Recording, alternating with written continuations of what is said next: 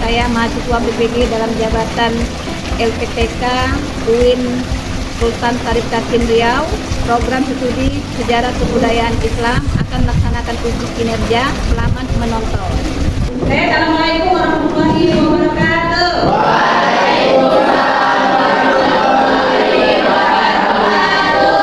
Selamat pagi anak-anak. Bagaimana kabarnya hari ini?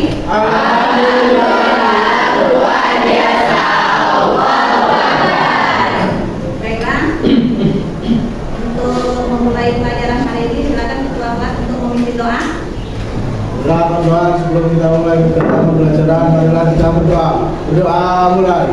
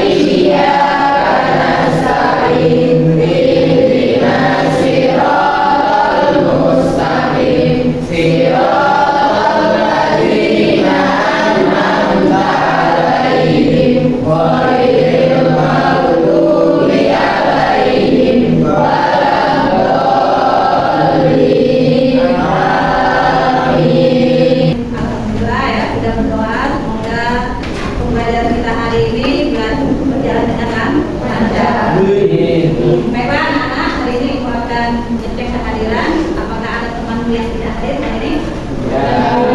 Siapa? Sudah satu Sita. Kenapa sudah satu Sita? Oke. Selain sudah satu Sita, ada lagi yang tidak masuk? Tidak ada. Alhamdulillah ya, semuanya masuk kecuali sudah satu Sita. Kita doakan sudah satu Sita semoga cepat sembuh. Minggu lalu kita sudah belajar tentang apa saja bukti nyata bentuk keberhasilan pembentukan bulan Februari. Ada yang masih ingat? Ada yang ingat apa saja bukti keberhasilan? Nah, coba Nanda. Yang pertama, para Khulafaur Rasyidin berhasil menyusun Al-Quran serta memperluas wilayah kekuasaan Islam. Ada lagi yang ingat?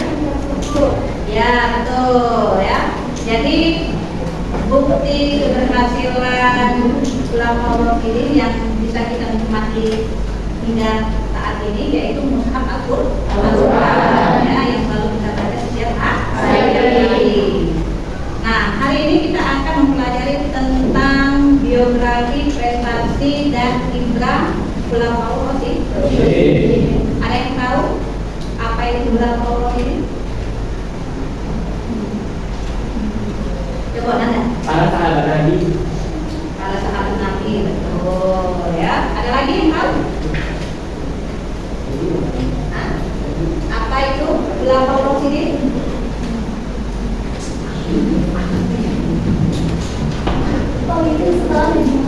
Pemimpin setelah Nabi Muhammad wafat. Betul, pertanyaan buat.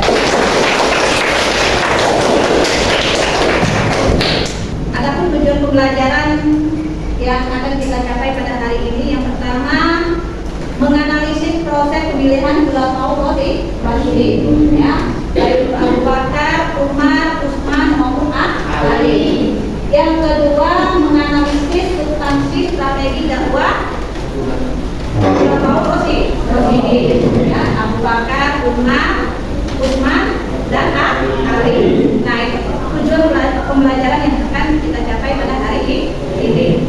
Buat kalian perhatikan gambar yang ada di papan tulis ini ya. Apa yang kamu ketahui tentang gambar yang ada di papan tulis?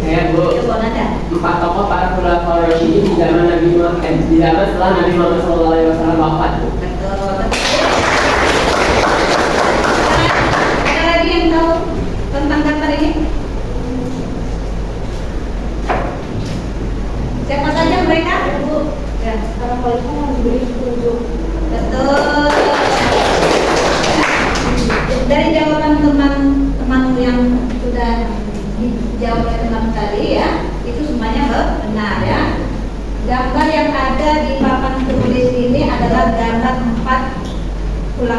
Rasyidin. Ya.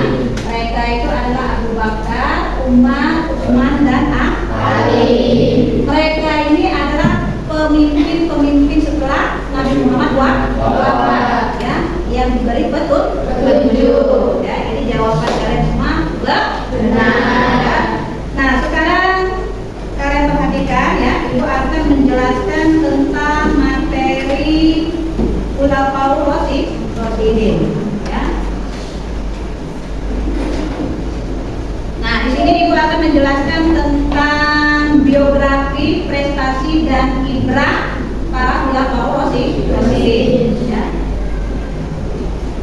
Nah, di sini ada pertanyaan, ya. Tahukah kamu Khulafaur Rasyidin?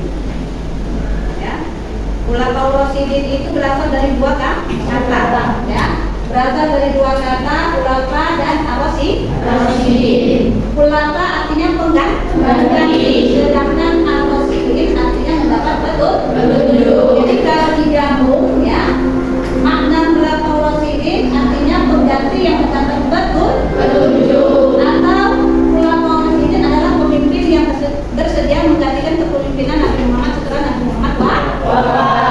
Ya, nah, itu adalah materi pembelajaran kita hari ini, ya.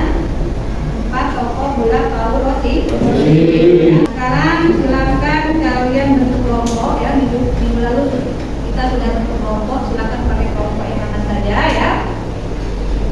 Ini sudah bentuk kelompok. Ya.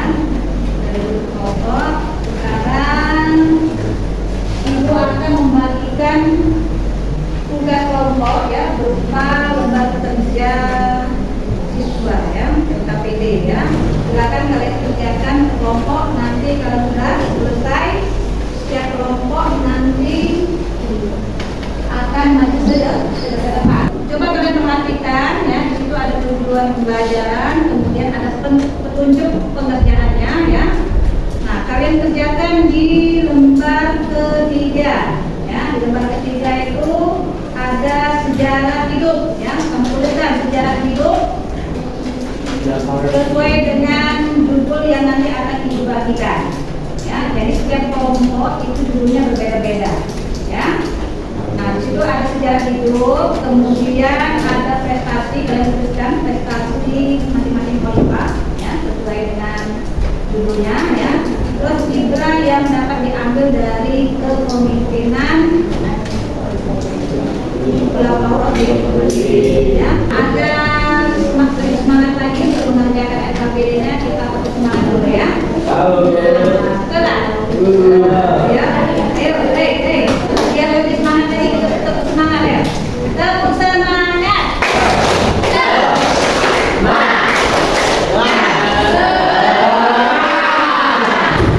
Semangatnya sudah, ya. Silakan kalian kerjakan LKPD-nya. Ibu kasih beberapa menit, ya, untuk menyelesaikan LKPD-nya. Nanti setiap kelompok maju ke depan. Silakan dikerjakan. Ya, silakan dikerjakan. Kalau ada saudara, silakan tanyakan dengan ya.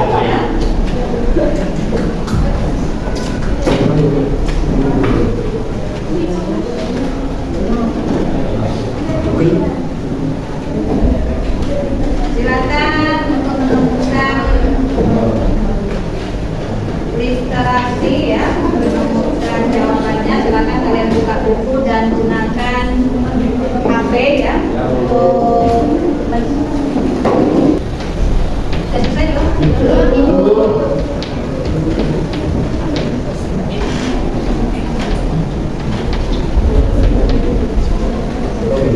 Ya, tuliskan sejarah hidup, ya, tentang masing-masing dulu, ya. Kelompok mana yang sudah selesai? Coba kita mulai dari kelompok Abu Bakar. Apakah kelompok Abu Bakar sudah selesai belum? Sudah. Silakan maju untuk kelompok Abu Bakar. Semuanya silakan maju ke depan.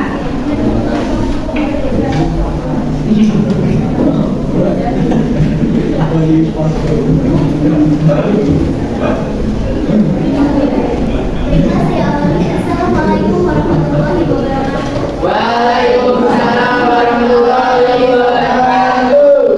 Berdirinya kami di sini selaku kelompok dari kelompok Al-Quran akan mempresentasikan hasil penelitian kelompok yaitu tentang salah satu kolaborasi dari Al-Quran. Jadi dimulai dari sejarah hidupnya. Abu Bakar As-Siddiq atau nama aslinya Abdullah bin Abi Quhafa adalah salah satu sahabat terdekat Nabi Muhammad SAW dan khalifah pertama umat Islam. Ia lahir di Mekah sekitar tahun 573 Masehi dari keluarga terhormat Bani Taim dari suku Quraisy. Ini sampai sini jelas? Kalau misal ada yang mau ditanyakan, silakan ditanyakan. Ada tidak? Saya ingin bertanya, kenapa pada masa pemerintahan Khalifah Abu Bakar As-Siddiq sudah dimulainya pembukuan naskah Al-Quran? Baiklah, saya akan menjawab pertanyaan dari pertama. Karena akibat keterangan yang terjadi, Umar bin Khattab meminta Abu Bakar untuk memulai pembukuan Al-Quran. Karena banyak penghafal Al-Quran yang tewas saat itu. Apakah jawabannya cukup memuaskan, teman? Memuaskan. Tidak ada yang ingin bertanya lagi? Sudah cukup. Baiklah, terima kasih atas perhatiannya. Kami akhiri. Wassalamualaikum warahmatullahi wabarakatuh.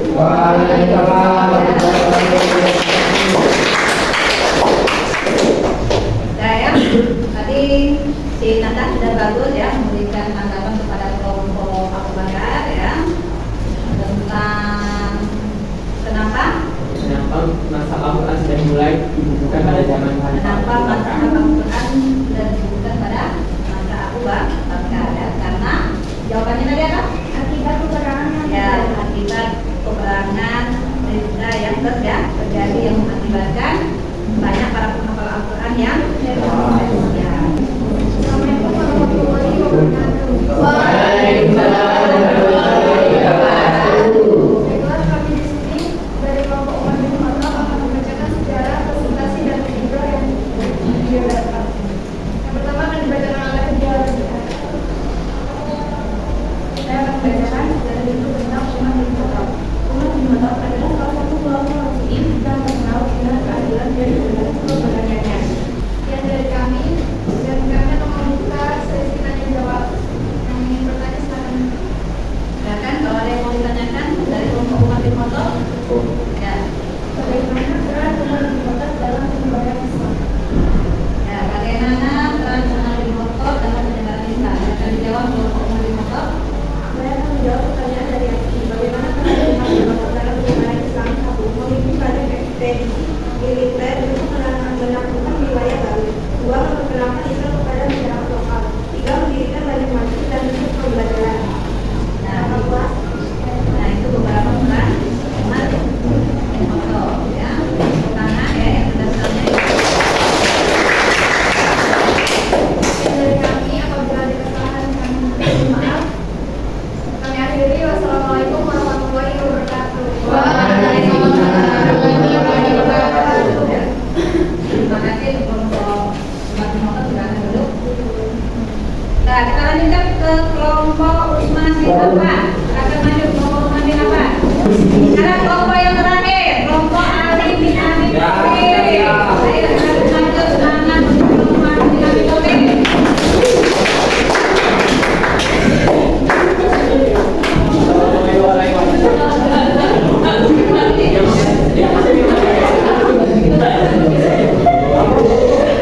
Assalamualaikum warahmatullahi wabarakatuh. Berdirinya kami di sini akan menyampaikan hasil diskusi yang telah kami rundingkan bersama tadi tentang perkembangan Islam pada masa Khulafaur Rasyidin Ali bin Abi Thalib. Pertama, sejarah hidup Ali bin Abi Thalib. Ali bin Abi Thalib ini lahir di Mekah pada tahun 600 Masehi. Beliau merupakan sepupu sekaligus menantu Nabi Muhammad SAW yang menikah dengan salah satu putrinya, yakni Fatimah Az-Zahra, yang mana Fatimah ini adalah putri kesayangan dari Nabi Muhammad SAW. Sekian penjelasan tentang Ali bin Abi Thalib yang bisa kami sampaikan. Apakah dari teman-teman semuanya ingin bertanya? Baik, kepada Adi dipersilahkan apa pertanyaannya. Apa itu Baitullah? Baitul Mal adalah suatu lembaga keuangan negara yang mana sudah ada sejak pada zaman Abu Bakar Asyidi. Itu yang disebut dengan Baitul Mal. Jadi Baitul Mal itu suatu lembaga keuangan negara kayak bank gitu pada zaman masa Khulafaur Rasyidin gitu. Tujuan dari dibangunnya Baitul Mal pada masa Khulafaur Rasyidin mungkin adalah untuk meminimalisir rakyat-rakyat yang mungkin miskin pada zaman itu bisa untuk merasakan memiliki uang secara adil dan merata pada zaman tersebut mungkin. Atau ada teman-teman semua yang ingin menambahkan apa itu tujuan dari Baitul Mal sendiri? Mungkin teman-teman semuanya Ada yang kelompok lain yang ingin menambahkan kenapa dibentuknya Baitul Mal? Gak ada? Gak ada. Jadi tujuan dibentuknya Baitul Mal pada masa itu untuk mengurus keuangan. Ya, tujuannya adalah untuk mengurus keuangan. Ya, itu tujuan utamanya untuk mengurus keuangan. Silakan untuk kelompok itu. baiklah, apabila ada salah kata ataupun kekurangan dalam penyampaian materi, kami mohon maaf yang sebesar-besarnya, dan kepada Allah kami mohon maghfirahnya. Saya akhiri, wabillahi taufiq wal hidayah. Wassalamualaikum warahmatullahi wabarakatuh. Baiklah anak-anak, dari hasil diskusi yang disampaikan oleh beberapa kelompok, baik kelompok Abu Bakar, kelompok Umar, kelompok Usman, ya, dan kelompok Ali, ya, kasih apresiasi, ya, terima kasih, ya, sudah mengikuti proses diskusi dengan baik, ya. Nah, ada pun kesimpulan yang bisa kita ambil, ya, dari pembelajaran hari ini, ya, tentang perkembangan Islam pada masa Khulafaur Rasyidin, ya, bahwa Khulafaur Rasyidin itu adalah pengganti pemimpin setelah Nabi Muhammad wafat. Jadi mereka ini adalah pengganti kepemimpinan Nabi Muhammad setelah Nabi Muhammad wafat. Ya. Nah, mereka ini ada 4: Abu Bakar, Umar, Utsman, dan Ali. Ya. Apa yang bisa kita ambil hikmah dari kepemimpinan para ulama ini? Ya. Yang pertama, kita harus menjadi pemimpin yang baik, ya, harus jadi pemimpin yang pemberani, harus jadi pemimpin yang adil, harus jadi pemimpin yang tegas, harus jadi pemimpin yang amanah, harus jadi pemimpin yang disukai oleh rakyat. Nah, jadi nanti kalau kalian sudah jadi pemimpin, jadilah pemimpin seperti 4 tokoh Khulafaur Rasyidin, ya.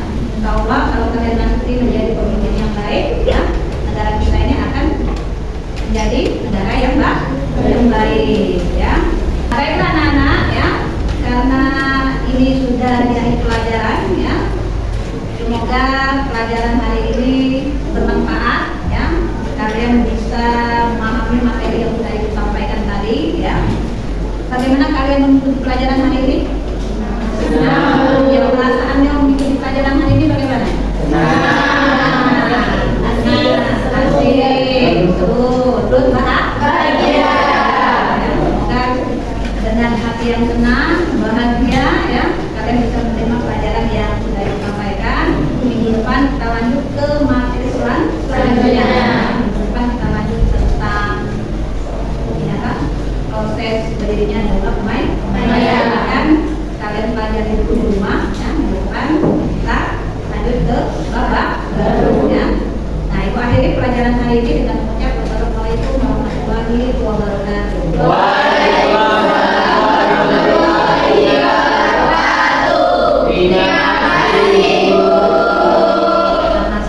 Demikian video uji kinerja saya, semoga bermanfaat dan dapat menambah pemahaman kita semua. Terima kasih, sampai jumpa. Wassalamualaikum warahmatullahi wabarakatuh.